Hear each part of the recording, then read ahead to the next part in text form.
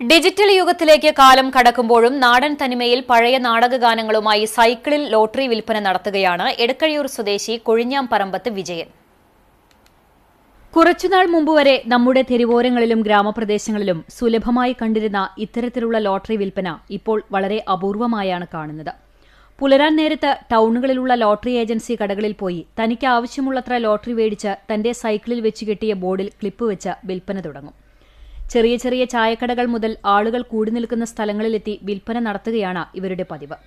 എന്നാൽ ഇന്ന് ലോട്ടറി വിൽപ്പന എല്ലാ മുക്കിലും മൂലകളിലും തുടങ്ങിയതോടെ ഇത്തരം വിൽപ്പനകളിൽ നിന്ന് ആളുകൾ ഒഴിയാൻ തുടങ്ങി. 15 വർഷമായി മുടക്കം കൂടാതെ സൈക്കിളിൽ പാട്ടുപെട്ടിയിൽ നിന്നും ഉയരുന്ന പഴയ നാടകഗാനങ്ങളുടെ അകമ്പടിയോടെ ലോട്ടറി വിൽപ്പന നടത്തുകയാണ് വിജയൻ. ഒട്ടുമിക്ക ജോലികൾ പരീക്ഷിച്ചു നോക്കിയെങ്കിലും ലോട്ടറി വിൽപ്പനയിലാണ് തുടരാൻ കഴിഞ്ഞത്. ചാവക്കാട് ലോട്ടറി ഏജൻസിയിൽ നിന്ന് ടിക്കറ്റ് വാങ്ങി ഉച്ചയ്ക്ക് 3 മണിവരെ സൈക്കിളിൽ തന്റെ പ്രയാണം തുടരും. ഇതിനിടയിൽ തന്റെ പക്കലിൽ നിന്ന് സ്ഥിരമായി ടിക്കറ്റ് വാങ്ങാറുള്ള ആളുകളെ കണ്ടതിനു ശേഷം വിവിധ സ്ഥലങ്ങളിലെത്തി വിൽപ്പന നടത്തും. ചുരുങ്ങിയത് 30 കിലോമീറ്ററെങ്കിലും ദിവസവും സൈക്കിൾ ചവിട്ടിയാണ് 55-കാരനായ വിജയൻ ടിക്കറ്റ് വിൽപ്പന നടത്തുന്നത്.